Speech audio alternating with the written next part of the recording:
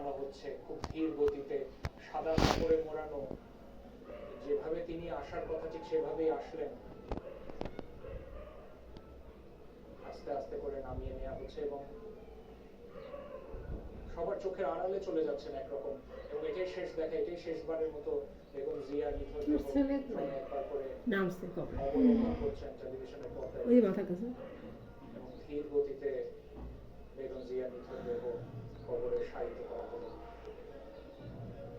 কাপড় দিয়ে ঢেকে দেওয়া হচ্ছে, উপরে দেখাচ্ছে এমনি যেভাবে করা উচিত সেভাবেই। আর মহিলা মানুষ না, দলের পতাকা হয়তো বিছিয়ে দিয়ে সেটাকে ঢেকে দেওয়া হবে। এখানেও রীতির ব্যাপার আছে, যেহেতু একজন নারীকে কবরস্থ করতে গেলে কাপড় দিয়ে ঢেকে রাখতে হয়, আরাম করতেছে, তারপর মাটি দেবে তারা সবাই, সেভাবেই করে কাপড় দিয়ে ঢেকে দেওয়া হচ্ছে।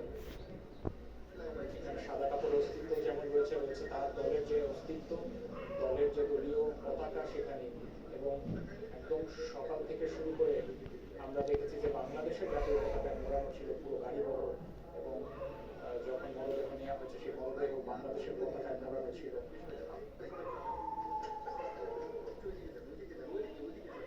ধর্মীয় রীতি মেনে তাকে শায়িত করার প্রক্রিয়া সম্পূর্ণ হতে দেখছেন আপনারা দর্শক।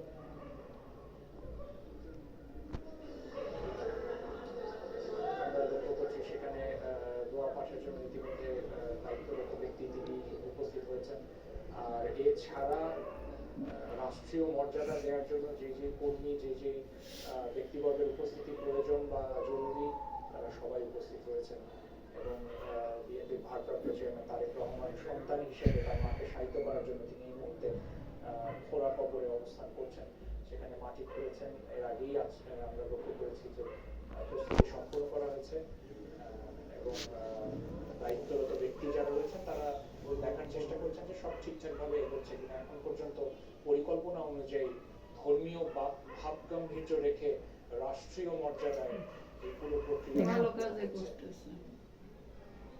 অগণিত সাধারণ মানুষ, দলের নেতাকর্মী তারা জানাজায় অংশ নিয়েছেন, এবং তারা তাদের পছন্দের রাজনৈতিক ব্যক্তিত্ব বা বাংলাদেশকে যিনি ধারণ করেছেন, তিনবারের প্রধানমন্ত্রী হিসেবে পরিচয় দিয়েছেন, তার জন্য দোয়া করেছেন। যে যেখান থেকে পেরেছেন, আমরা লক্ষ্য করেছি যে জোহরের নামাজ সড়কে যে যেখান পর্যন্ত উপস্থিত হতে পেরেছেন সেখানেই নামাজ আদায় করেন এবং জানাজার জন্য অংশগ্রহণ করেন, জানাজার জন্য অপেক্ষা করেন।